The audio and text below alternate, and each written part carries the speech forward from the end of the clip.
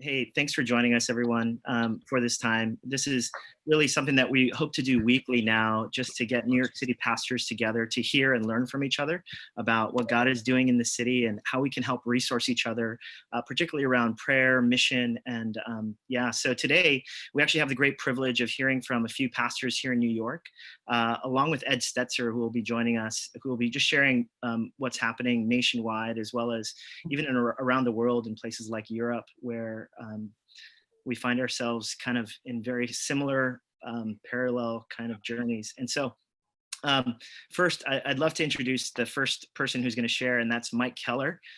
Mike is a pastor and a church planner here in the city who grew up here in the city. And so Mike, if you can go ahead and just introduce yourself and just share perhaps what you're learning and kind of what's happening with you around worship, mission, discipleship, and some of what you're reflecting, especially as you're in this journey. Yeah, thanks, Drew. Thanks for bringing us all together weekly to do this. And so I appreciate it. And I've gleaned from last with everybody talking. So hopefully this will be fruitful as well. My name is Michael Keller, grew up here in the city, came here when I was a kid. Been around churches and church plants for a long time. Started Redeemer Lincoln Square 3 years ago. And my team and I are, like a lot of you guys, trying to figure this out. A couple of weeks ago, we all, took a blank sheet of paper and said, this is our job description now, and we need to fill it up. And it's been a real collective effort with the pastors, Chuck Armstrong, Joseph Yu, myself, Jenny Yoon, our director of community life, all kind of our whole team, everybody else as well, kind of putting things together. For worship, just to go in order with what Drew kind of said, I know there's kind of a debate between doing it live versus pre-recorded.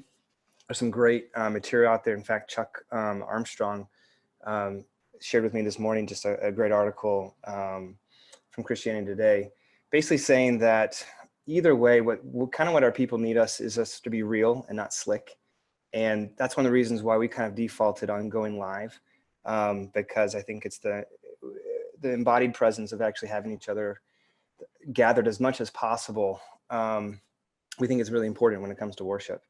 And I think that lets us be more real, including the mistakes. We've done it 3 weeks. 2 weeks has gone well. 1 week it hasn't gone well. Everything fell apart last 2 weeks ago. And that's part of the experience and part of what it means to sit in this space together. We also do Q&R after every service. We call it question response. We've always have done that, but it's actually been really a sweet blessing in this time, because what's happened now is that's been in our DNA. And so we're actually using it even more, because there needs to be an interactive presence. And so after every service, we now spend up to 30 minutes, even sometimes more, just answering questions. The questions are about, the sermon, a liturgy, but it's also like, how can I help? And what do I do when I'm scared? And it creates another dynamic and element. And I usually do that with other pastors, either Joe or Chuck or whoever else is on the call. So you need to figure it out for yourself. Rick Warren is right. There's all different types of churches because there's all different types of people. So just figure it out for us. We've landed on that when it comes to worship. Discipleship. We're a couple weeks in. I've been trying to grapple at how I feel about everything online. The best analogy I can give you is it feels a lot like long distance dating. I don't know if you felt this as well, but like you can kind of get touches with people, but it's really hard to go down deeper luckily, I would make the argument that most of our discipleship at this point needs to be processing grief and working through that. There was a Harvard Business Review article that's going around saying essentially that feeling that you're feeling is called grief, and you just didn't know how to, you didn't know what it was. When I used to work as an intern out at New Life Fellowship with Pete Scazzaro and Drew, and they used to joke about me. They said, Michael, how many feelings do you have? Is it mad, bad, sad, or glad? Because that's the limitations of being a Presbyterian. So we're working through, but this is why this is such an important time now, to just be present with your people and processing grief. I think you can do that digitally. I've cried a lot and sat with a lot of folks. I know a lot of the other pastors have as well. So even though the medium is truncated, I think it's not the lived holding, sitting in the same space, but we can spend the same time and interactive nature. So we focus our discipleship on communication, care, and connections. I think Jordan Rice had something similar to that he said last week, where we're asking for need. Like we have something called AYO, which is called Are You Okay? And it's a form we send out every week to anybody and everybody. And we ask folks to fill it out. It's just, are you okay? And we have somebody that kind of our staff team respond. And then if it needs to go up the chain to more care monetarily, or less care, it can come back down. Like isn't just congregants praying for each other. We move it around, but we do something called AYO for the basic touches. And then we also have a disaster relief fund that we've started. People have contributed to that. We have deacons and deaconesses executing on sending those funds out as needed. They're cash grants, and for those who are most in need. We do weekly prayer every morning, 8 a.m. to 8:30, Monday to Friday. And we started a fireside chat with Friday nights, just for an hour. Just right now it's me, but we'll probably have some other pastors rotate through. And these are discipleship spaces, mostly grieving, but we'll plan on other things. Joe Yu is piloting a discipleship online group as well for us, which will be good. All of our CGs are online now. They're all meeting, and actually it's been fairly seamless, surprisingly, when it comes to that. And obviously we've been trying to do stuff on the side for when it comes to justice. Meals for doctors, we're trying to organize right now. There's a group of people doing that. We're trying to help support our Hope for Near affiliates that need volunteers and funds. We're doing what we do every year. Actually, we give our Easter offering full stop. We give it away. We don't keep any of it. We've always have done that. We'll do it again this year. I think Jordan mentioned that's like a great witness to the community to kind of say, hey, we're in this together. But then I think actually a lot of it is that not only are you trying to help people grieve, I think the second discipleship thing we should be doing is helping people go down deeper into humility, which is, this is uncertain. We've always been uncertain about our future. We just now feel it, and let people experience that and sit in that. This is the contemplative side of our Christian experience and traditions that can really help us in these spaces. So humility and grieving seems to be the places for discipleship. Mission and evangelism, last thing I'll say is, and I echo some of my brothers and sisters last week, is that this is a really, actually really fruitful time. It's so easy. You're not asking people to ask people to come to church. You're asking people to send a link to a data, to maybe a live website or a live service, or maybe it's a article or something. You're just asking your people. You should be asking your people to connect to people who aren't Christians and encouraging them. I'm praying for you. I'm thinking about you. I thought of this verse. I've done this, and it's so much at this time and age. There's the barrier to entry is really wide open. So we're trying to get our people along in that area. Having Zoom calls with non-believers, trying to mitigate that and kind of streamline that as well. Last thing I'll say is this, just from the Redeemer kind of family of churches, we went into our 9/11 playbook and said, hey, what did we do at 9/11 and how do we utilize some of those resources? And we found actually there's a lot different.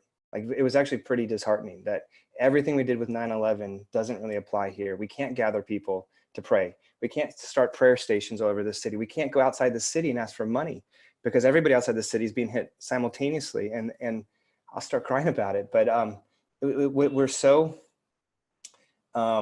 this is so different because it's not like 9/11 was a once in moment meeting place, whereas this is ongoing. This is still happening. This is live. Different congregations will have different needs. Some have more gig economy people. Some have older congregations. Some have more healthcare workers. Our side has a lot more musicians, and we're paying our musicians all through March and April. That for our church, that's one of the ways we try to bless the arts. There's just different ways to do it. So I'll stop there. I think I was given about 5 minutes or so. I was a little over. No, But Mike. that sounds okay. Yeah, There you go. no, so beautiful, man. And yeah, and I know, can you also just share also, I know your wife is a nurse, and so it's really been very personal for you as she's been experiencing. What's it been like for her? Yeah, the hospitals are overwhelmed. I mean, the news is not wrong about that. It's really been really difficult and scary and hard. And I've talked with ER nurses. I know a lot of them are quarantined right now because they're sick and they're dropping like flies. We need more people to come in from out of the city. It's that there's this mixed emotions of wanting to be on the front lines to care for people, and then also being scared for your family and for your life and for your loved ones. And so it's a mix again. Those mixed emotions that we Presbyterians are learning to deal with. I'm talking about myself. It's just it's waking us up from our slumber, and then also you know, it's live, it's real, and it's raw. So yeah. So you're right, Drew. It's very close to home. Thanks so much for sharing, Mike, and really love how even in this season, you guys are thinking of generosity and mission, and yeah, really love that. Guys, we're gonna have some time for questions and answers with Mike, Michael, Nada, and Ed later. We'll switch gears to Michael.carrion now. Michael, your work in the Bronx, as well as with a bevy of churches, is really kind of a church planting coach and a catalyst and really a bishop of churches. Can you just share, what are you noticing about churches, ministry in different contexts, and where you're at? Well, thanks, Drew, for the invitation. Honored to be here, and so grateful for your apostolic leanings and ministry as well. We're observing that this is really going to test the grit of the church in our region. And one perspective, speaking citywide, we're seeing we're seeing a tale of two churches. Michael is speaking from a context of a dominant culture church with economic backing and support. That's one church modality in the city of New York. The other is the church on the margins that doesn't have the financial security or can pay people out through 3 or 4 months through this season of struggle. And so we're realizing that even in 2020, there's even a digital divide. There are so many churches that don't even have the technological resource. And while they may have a smartphone, in some ways aren't smart enough to use a smartphone to videotape their services, and their people are so economically disenfranchised, they don't have the laptop or the technological hardware to connect virtually. And so it's city to city. We have taken the 200 church planters in our stewardship, and we've used a clinical model to just have every senior faculty member be a case manager and ask basic questions. How are you doing? How is your family? How are you doing with your church plant project? What are the struggles? How are you being a creative? And how are you dealing with the crisis personally?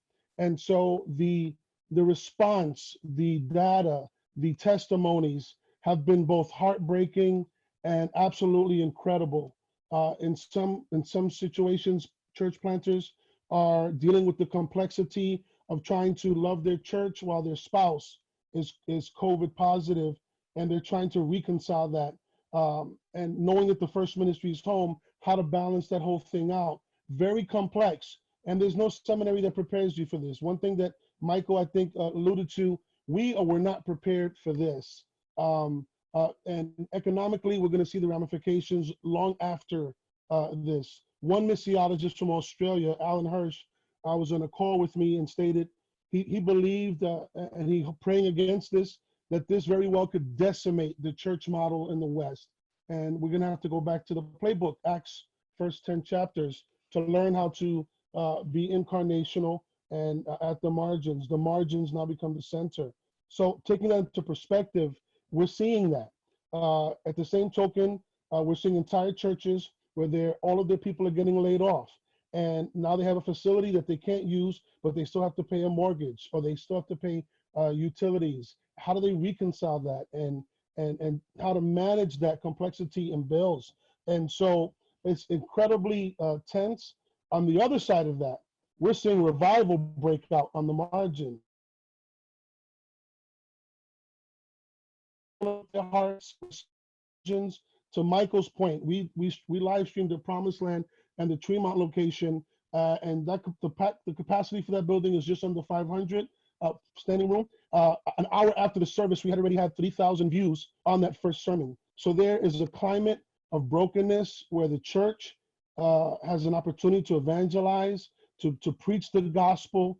People are hurting. Even the skeptic and the atheist is looking to the Lord in this moment to have an encounter, to try to understand everything. So what part of the creative processes on our end with our local church and one location in Mount Haven, we just got 200 laps, sent them out into the street just to have parishioners and people in our charter school be able to tie into virtual connection and virtual communities.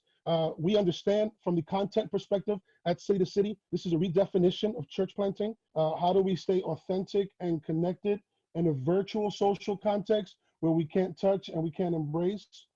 We had a lab, we had started a cohort at Promised Land teaching J.R. Woodward's book, Creating a Missional Culture. And after that first, last week, after hearing some of the feedback and some of the concerns of all of our leaders, 45 different leaders from across the Bronx, we scrapped the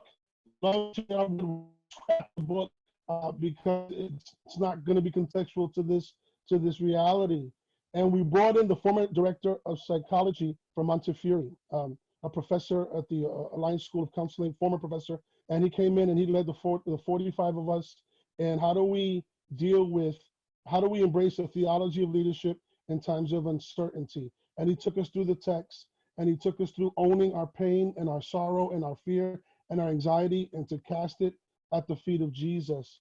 And I think part of the challenge that I'm seeing across the city is that pastors have been trained to exegete text and textual criticism, but they're going to have to exegete pain and fear and anxiety, and they're going to have to know their limits. So we have to give a theological frame and we have to support to teach, reconcile some of the deep feelings. And particularly on the margins, there's a lot of fear. A lot of our churches are having congregations that are all on the front line, and they're all getting quarantined, to Michael's point, and their spouses are getting sick, and then they're now dealing with trying to run a ministry and then trying to run children at home with their spouse in ICU. And so incredible creativity is happening. People are doing things out of the box. I know that there's some churches that are still feeding the homeless, the most vulnerable, but it's a time where the church is really got to look up, and everything that we thought we knew, we no longer can lean on. It is a new time, and thank God we've got the Bible, right? We've got the book of Acts to show us what it looks like to be the dispersed church. In context of oppression or in the context of pandemic. So City to City is researching resources so that we can be of benefit and inject to our ecosystem as well as outside our ecosystem. We support some of the churches that were speaking last week, and we're cheering them on. And we want to put more behind that cheer, not just a clap and an applaud, but actual resources. And so we're working on that. And Drew, you'll be a conduit. We'll communicate with you and others once we're at that point to discuss what that frame looks like. But grateful to be in this time with these pastors and in this moment, because I think we're living in a biblical moment, an historical moment for the church in the West. Yeah. Thank you so much, Michael. And man, just, hearing about, you're right. I mean, the city is such a diverse place, and hearing stories from different contexts, like both Mike Keller's as well as Mike Carrion, I think, we all need each other in this time, and let's all be learning from one another. I think this is a profound gift. I really appreciate how you both have leaned into mission in this season, and while holding together grief. Going to invite, we're going to come back to Nada Pottinger in a little bit, but we're going to ask Ed Stetzer, who is gracious enough to join us from Chicagoland area. Ed works with the Billy Graham Center, has done all sorts of research with Lifeway and others. And so Ed, maybe if you can just share with us, you're speaking to a bunch of pastors and ministry leaders in, the epicenter of where this virus has really affected life here in the States. And so I know you've given presentations before. I'd love for you to go over kind of the 4 phases that you're talking about, and also what we can be learning from the broader church around the world. So yeah, happy to do it, and good to be with all of you. Some of you know me. I've had a chance to connect with you. Others not so much. I grew up in Floral Park on the Queens side, and then out on Long Island. So appreciate so much your work, and you are, of course, in the U.S. epicenter now. Much more going on there that happened in Wuhan, China. So that's the reality. However, it's important to note that you're still probably 2 weeks away from the real depth of this crisis. So you're at the beginning of the crisis. Some of you might have logged on to a Facebook Live I did last week, where I kind of was just almost raising my voice saying to people, 10, 12 days ago, this is not the crisis. You're getting your church online is not the crisis. And really the salvation of your church right now is not even so much the issue. It's how might we join Jesus on mission right now? And then what will come from that? What will flow from that? So our team put together a kind of a resource of 4 phases to be thinking about how to walk through the crisis. Let me share them with you. Matter of fact, let me say too, that all of us now, I've got a kid sick, not putting that on Twitter or anything like that. But mild difficulty breathing, chest pain, fever, the whole 9 yards. So so I am not at a place. You might hear people walking by. We're all this guy now. This is all of us now. We're all the guy from the BBC whose kids walk into the room. So just be patient and gracious if with that happens, and we're all kind of moving quickly. But so one of the things that we wanted to talk about is we need to think in terms of a crisis and how we walk through a crisis. This whole PowerPoint is available at, someone can type this and put it in the notes, StetzerLeadershipPodcast.com/resources. Again, StetzerLeadershipPodcast.com/resources. I think Drew's typing that in, so appreciate that. So a couple of things we recognize, the whole PowerPoint's I'm skipping parts of it, that we're talking about leading through a crisis that for many of us, just past experience, because here's the deal. We've actually been through crises before, but they've been localized. We've never had a global crisis like this in any of our lifetime. But Katrina was, in many ways, a worse crisis for people in the 9th Ward of New Orleans than this will be for the 9th Ward of New Orleans. So we know what some of the crisis looks like. And this crisis is unique in that we can see it coming from a distance. And so we begin to think, well, what might that look like? In your case, you're already seeing it up front. So we talked about 4 things. I wanted to remind everybody, you see that little dot in the little arrow, here's where we are today. You're not there today. You're not yet over health system capacity, but you're close. And people could argue that too. If you're at Elmhurst Hospital, it feels like you already are past capacity, but you're not exploding over the top, which probably will happen in the next 2 weeks. We saw President Trump for the first time begin to articulate what many people have been articulating for a longer time, is that in a good scenario, this is 100 to 240,000 people who lose their lives. And that's if everything works, and it's not working everywhere. And so we then know this could be a bigger deal even than that. So we still have to be aware of, ultimately, the crisis is still before us. Even in New York, the level will grow. So we talked about 4 phases. This phase you have to be past. This is pause and pivot. So 8 or 9 days ago, churches all across America began to say, what in the world are we going to do? I guess it was longer than that now. It's 2.5 weeks since then. What are we going to do? And everyone got online. Everyone learned about Facebook Live or Zoom. That's great. A lot of people said, how do we take care of what we need to take care of in our church? And that's great. But you should know this will be an existential crisis for churches. In a survey we did with partnership with Exponential, 6% of churches have indicated already they're in danger of closing. That will be higher than that. We know that because Katrina saw a significant number of church closures. Now, stay with me on that, because I think one of the challenges, we're hearing a lot of statements like this is the end of the way that we do church. And I want to caution you, and I want to remind you that in your in the lifetime of some people living today, there was a pandemic called the Spanish Flu Epidemic. We've all heard about it. And it was 3 times probably the mortality rate of this epidemic. And can I tell you that before that, from 1918 and 19 sort of forward, I mean, backwards forever for 2,000 years, plagues were kind of regular, and they were much more destructive. You think of the Black Death that swept through Europe. Now, here's the thing I want you to not miss, right?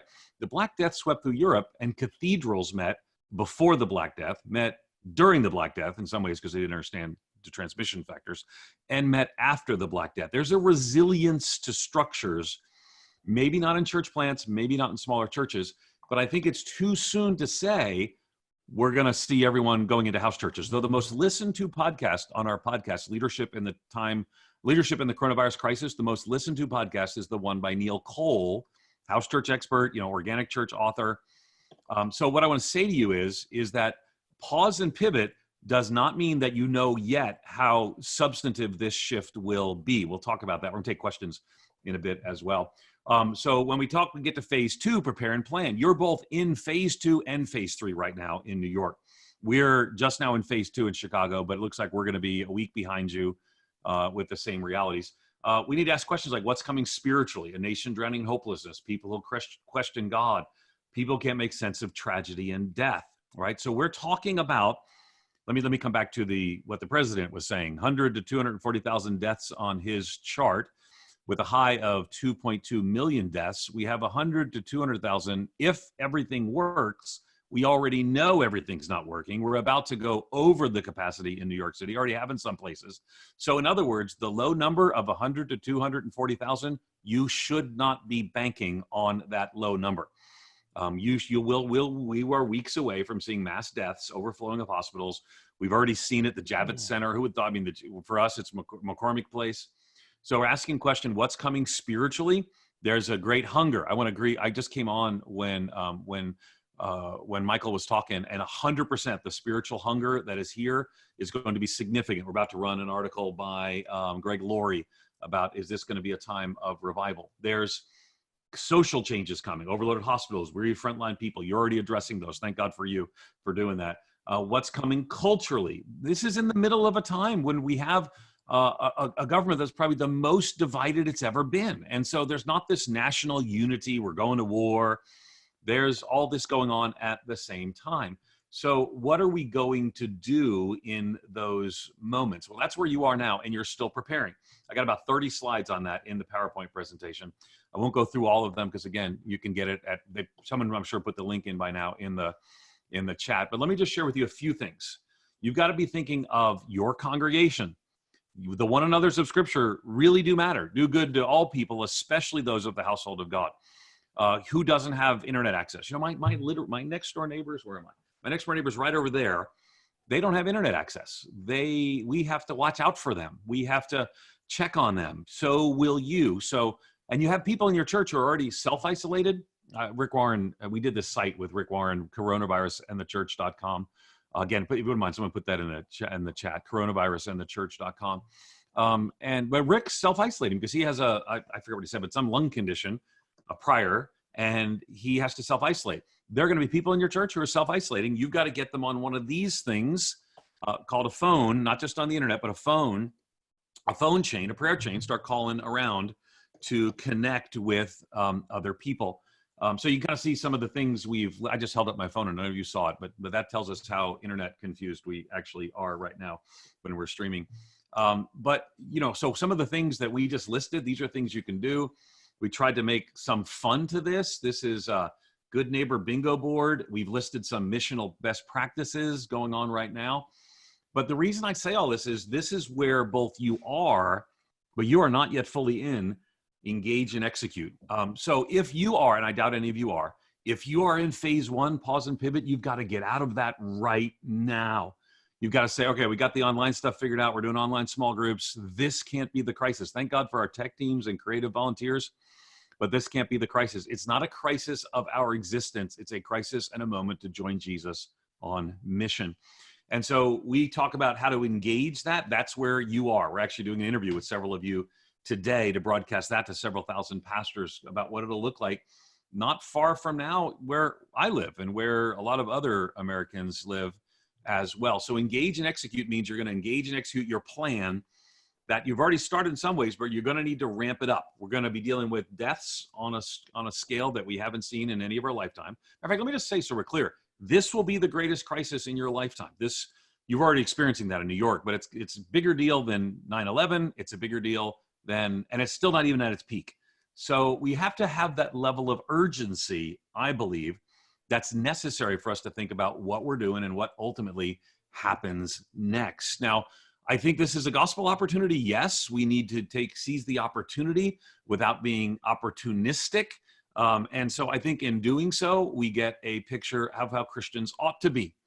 I wrote an article for USA Today just last week, and I want to just share briefly a couple of parts of it with you.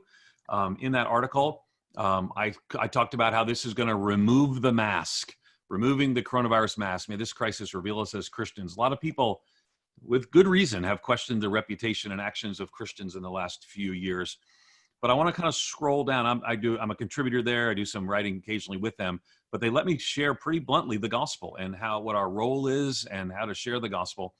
But here's what I want us to see, right? In one famous example, the church historian Eusebius describes a 4th century epidemic, right? We're not going to have, this is not at the level of the epidemic in the late 2nd and early 3rd centuries. But the Christians, we all have heard these plague stories by now, right? But here's the thing I want you not to miss. As a result, Eusebius concludes the Christians' deeds were on everyone's lips, and they glorified the God of the Christians. Let me tell you, to engage and execute your plan in the midst of the crisis will involve some risk. We cannot serve the marginalized communities in our towns, communities, cities, in our city without some level of risk. You can take appropriate precautions, and we can follow social distancing. I think we're days away from announcing that we'll suggest that we should be wearing masks, and we'll follow those things. And in doing so, there's still some level of risk. I know a pastor friend of mine, student in our program, down in a major city on the East Coast. He hasn't announced anything yet, so I won't.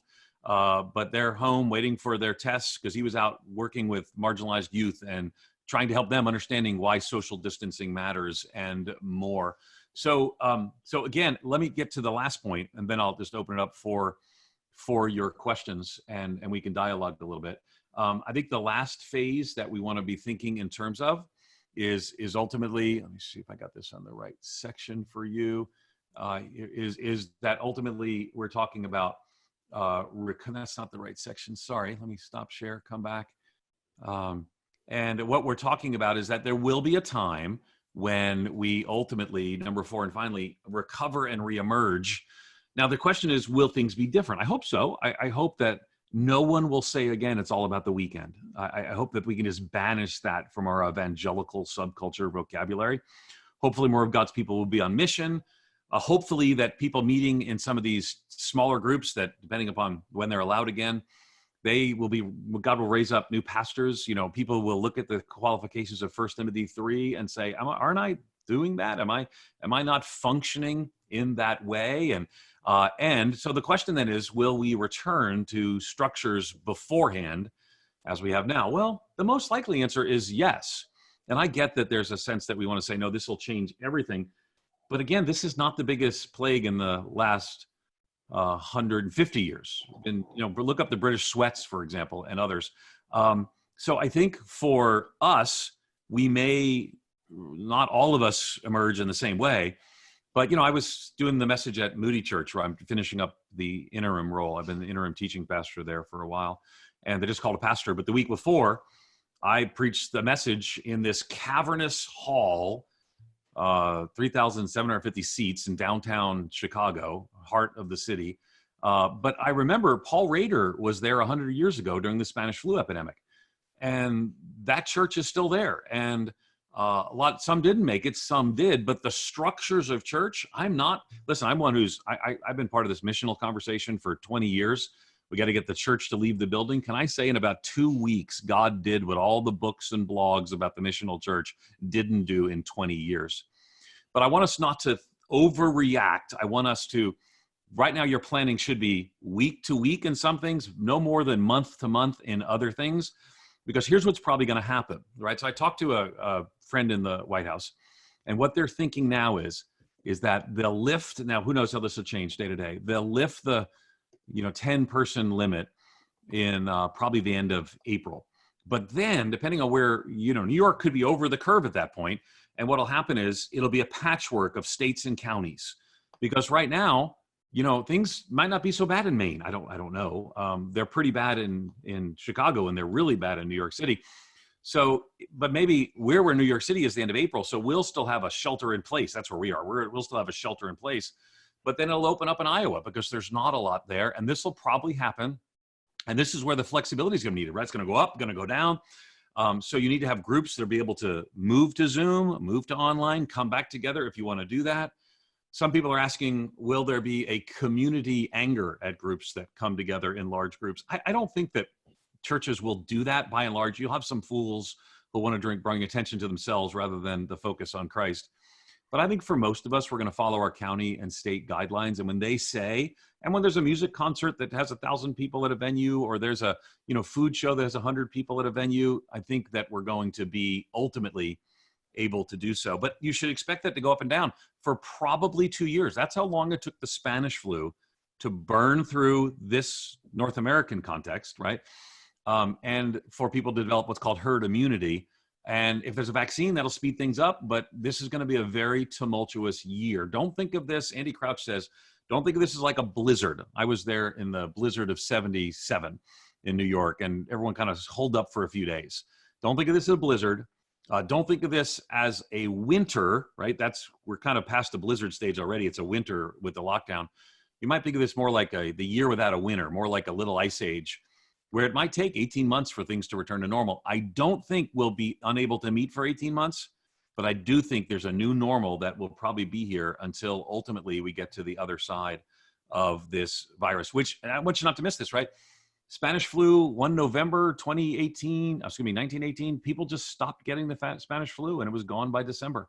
And partly probably herd immunity. There weren't vaccines, but people do build that up. And we pay a hefty price for that. 75 to 100 million people died during the Spanish flu around the world. So let's kind of go through some of your questions here. And Dan, Drew, do you just want me to read them that they're putting here, or do you want to restate them? I can just go ahead and read some. Okay. There's a question, and again, Michael, you guys can also talk. We have a question about grief. Yeah. Can you? Well, I guess, Michael, you just answered that, but can you talk more about helping church communities, individuals through grief and kind of the shock that they're feeling? So yeah, good. And someone posted the PowerPoint there, so good. Yeah.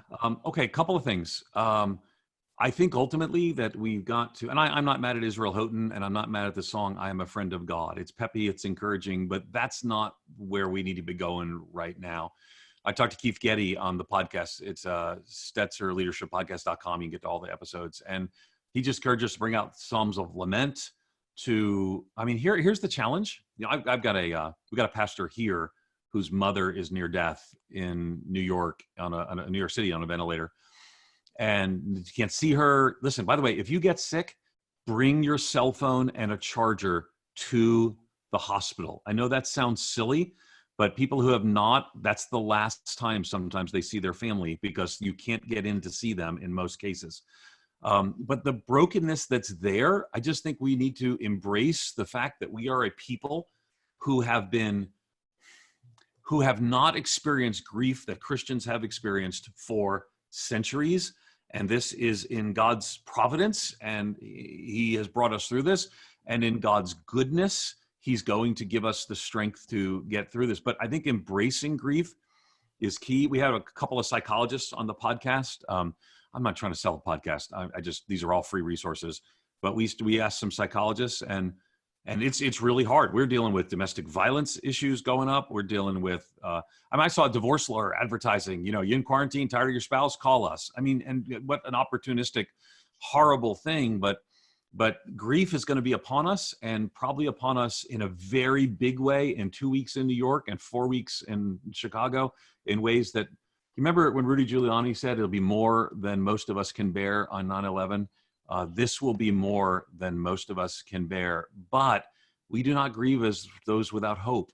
Romans 14:8 says, if we live for the Lord. If we die for the Lord. Therefore, whether we live or die, we're the Lord's. I think we need to keep bringing people back to that, being unafraid of embracing. Christians 100 years ago, for 1900 years until this century, talked about death and grief a whole lot more than we have. And this may be our turn. I'm not excited about it. I'm heartbroken by it. But we're about to go into a season of unparalleled grief, more than we all can bear. But we do not grieve as those without hope. So let's keep coming back to that and pointing people to that hope, ultimately in Christ. I'll put some resources in the chat. I used an HBR article, which gives you kind of a secularized way to talk about it, which is helpful because that's the language our people use. But you need to go to Prayers of Lament. You need to go to Lamentations. You need to go to marginalized church traditions that, there's look at African-American prayers. Look at the prayers of our Asian, Latino brothers and sisters. I mean, they've already done it. They've been doing it for decades, and you need to go to those places. And there's lots of material. And there's a whole prayer type of that I think the Western church has forgotten, which is the prayer of lament, which we can recapture. Yeah, and you can just look to the Psalms. So the Psalms you can actually look up Psalms of Lament, and I got to tell you, I mean, some of us have family members who are sick. In my case, I'm not sure what's going on, and talking to the doctors, and there's a lot of brokenness right now in our communities. But we serve a God who heals the broken, who binds up the wounds, and ultimately, this ought not to be a time when you pull back on showing and sharing the love of Jesus. Go at it, full on showing, but don't be afraid and engage in sharing the gospel as well. People need to hear the good news of Christ right now. Ed, thanks so much for joining us. I just wanted to respect folks' time. I know there's a bevy of resources that were put in the chat as well. And we'll go ahead and send an email. One of the reasons why we sent this out as an email invitation was because we can email you all the notes and stuff from this call. And so, Ed, just want to thank you for your time. Michael, thank you for your time as well. Just again, wanted to respect folks' time so we can end in a timely way. So thank you, everybody. God bless you. We're praying for you. And this is our moment. This is the time for Christians to stand in the gap, to stand up, to show and share the love of Jesus. Those masks are going to come down. Let them see who Christians really are. Yeah. Thank you so much, Ed. Grateful for your words and your encouragement to us. Hey, folks, as we kind of wind down this call, I want to just bring your attention to a couple of things. I mentioned on the last call that we would be leaning into prayer and mission. And I just wanted to mention tomorrow morning at 8:00 across the city, there's going to be a prayer meeting that's hosted by Lead NYC. And it's going to be at 8:00 a.m. And if someone can go ahead and put that in the notes as well. It's going to be a time of prayer across the city that we hope we can continue to lead into. Meanwhile, we've been talking about mission, and I just wanted to bring up a few things. Nada, who was supposed to share, and she mentioned she can share next week, but I wanted to give you just a quick heads up. She leads Alpha in New York City. She's the regional kind of director of Alpha in New York City. And Alpha has really been a way to help with evangelistic conversations online through Zoom and other features. And she's going to be a resource for that. So Nada, if you can just go ahead and type into the chat box about kind of where people can find you. And then next week we can hear from you about how Alpha has really become a resource for people as it's being moved online, both in London as well as around the world, as a resource for evangelistic mission. In addition to that, I just wanted to bring your attention to a couple of things. Well, first, Guy, if you're on this call, can you go ahead and share about, people have been asking about how can we support and purchase protective equipment for folks. Guy, can you go ahead and share what's happening out of your church? Yeah, sure. Thanks. Thanks for hosting this, Drew, and for those of you guys who have contributed to it and for the chance to be able to speak into this a little bit. So obviously in these moments, all of us kind of ask the question, now that we're past the main, like, what do we do with our churches, is like, how do we serve and meet the needs of people? And there's a lot of creative ways that's happened. This is just one of them. One mask at a time for U.S. medics there is on the screen. Hopefully you guys can all see that. This is a co-founded effort by a woman, a mom in our church, and a couple of her friends. They started out with I think like a $20,000 goal to source masks, N95 and surgical masks for the healthcare workers in the front lines of New York City. And it's been met with such incredible, just encouraging support as outpouring that they've now raised the latest goal to 75,000. And I can vouch for the fact that these masks are real. They are coming into the city. They're directly getting them to the hospital workers on the front lines of New York. So this is a very practical and beautiful example of both what can happen when we get outside the box and just a couple of people get together and crowdsource the opportunity to serve and care, but also a very real way for us to be able to put money to getting this PPE to the healthcare workers in New York City. That's just one example. There's probably, for all of us on the call, there's probably a bunch of other examples of the church living on mission. But I'm going to drop the, Larry already did it, threw that in there. That's great. I know Justin Matera is also doing some fun stuff through Blend, their coffee shop, just really simple ways to bring resources to people who are on the front lines. So those are some great ideas. We're also working with Convoy of Hope, and so hopefully that'll be coming in soon, and we'll have more information about how to distribute food and resources, non-perishable goods to the New York City churches. So look for that information as well. That's awesome. Thanks so much for that update, Guy. And with that link, I know that our church is just going to give a donation to that organization to help get protective equipment. And I also wanted to mention, there's a team of people. Guy just mentioned this idea that Justin Matera, who's a pastor down in Brooklyn, his coffee shop, what they've been doing is they've been getting donations from people to buy coffee for people on the front lines. Now, what happens then is churches then are basically able to serve frontline workers while also helping keep small businesses afloat. Now, a website has been created, and it's the website that I'm showing you here.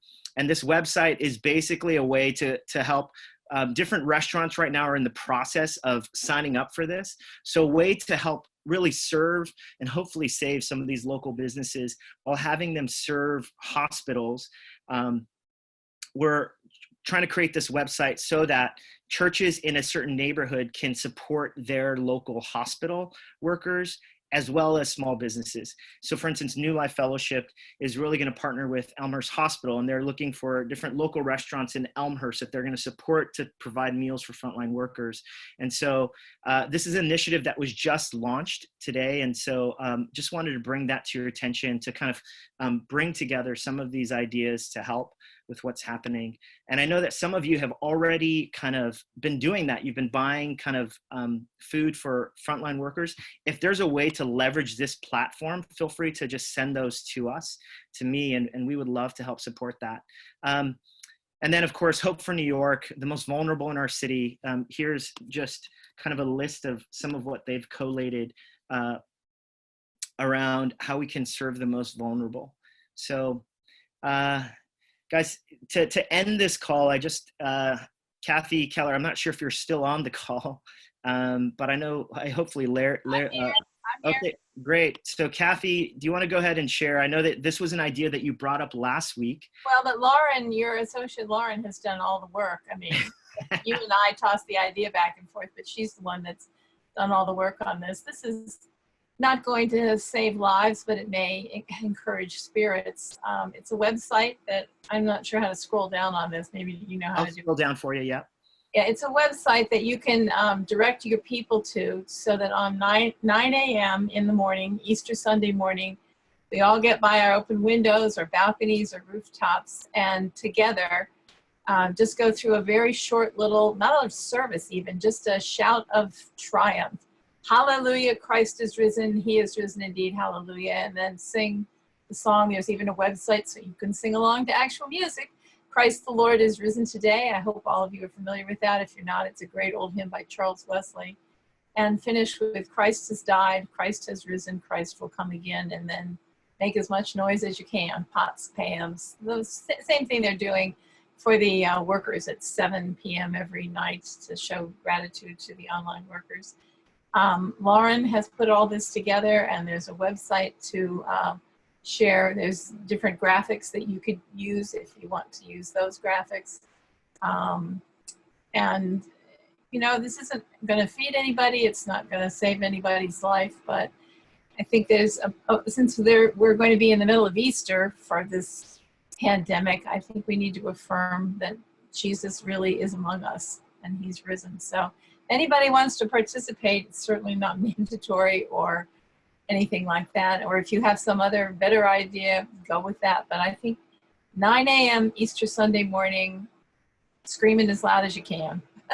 But together, if we could, it would be nice if you could hear Christian voices echoing through all of the neighborhoods of Manhattan. So this is where you go to. Did you put the website up? The website that Lauren has? Yep, I'll put that on the chat box there. We would Yep. do that. Yeah, so we'll go ahead and share this website broadly. And again, it's an a voluntary, opt-in type of thing that we'd love to invite you to. Of course, each church is already thinking about what to do during Holy Week. And I see the chat. They have an idea of bagpipes. That would be nice to hear. Oh, yeah, Amanda, if you want to take the lead on that, that would be amazing. Let's get the bagpipes out there with praise the Lord is risen today. Boy, they're hard to ignore. Yeah. Everyone, thank you for being on this call. Michael and Michael, thank you. Next week, we're going to have Pete Scazzaro sharing just about how to relate it to being in this for the long haul, crafting kind of our own personal journeys. And we'll also hear from Nada about Alpha and how that's going. And thank you all for being on this, guys. We need each other more than ever.